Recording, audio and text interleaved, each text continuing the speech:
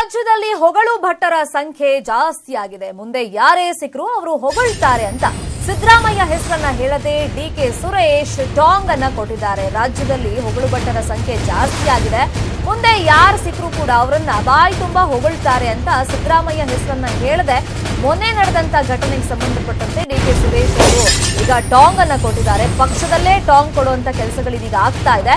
ಸಿದ್ದು ಪರಂ HDK ಎಲ್ಲರನ್ನೂ ಕೂಡ ಹೊಗಳ್ತಾರೆ. ಹೊಗಳಿಕೆ ಹೇಳಿಕೆಗಳು ನಾಯಕನನ್ನಾಗಿ ಮಾಡೋದಿಲ್ಲ, ಕೆಲಸಗಳು ಮಾತ್ರ ನಾಯಕನನ್ನಾಗಿ ಮಾಡುತ್ತವೆ ಅಂತ ಸ್ಟೇಟ್ಮೆಂಟ್ ಅನ್ನ ಕೊಟ್ಟಿದ್ದಾರೆ. ಡಿಕೆ ಸುರೇಶ್ ಅವರು ಈ ಮುಖಾಂತರವಾಗಿ ಟಾಂಗ್ ಅನ್ನ ಕೊಟ್ಟಿದ್ದಾರೆ ಸಿದ್ದರಾಮಯ್ಯ ಅವರಿಗೆ ಪರೋಕ್ಷವಾಗಿ. ಸಿದ್ದು ಪರ ಬ್ಯಾಟಿಂಗ್ ಮಾಡಿದಂತ ಶಾಸಕರಿಗೂ ಕೂಡ ಟಾಂಗ್ ಅನ್ನ ಕೊಟ್ಟಿದ್ದಾರೆ ಡಿಕೆ ಸುರೇಶ್ ಅವರು. ಸಿದ್ದರಾಮಯ್ಯರೇ ನಮ್ಗೆ ಸಿಎಂ ಅಂತ ಹಿಂದೆ ಶಾಸಕರು ಹೇಳಿದ್ರು, ಹಾಗಾಗಿ ಸಾಕಷ್ಟು ಚರ್ಚೆಗೆ ಅದು ಗ್ರಾಸವಾಗಿತ್ತು.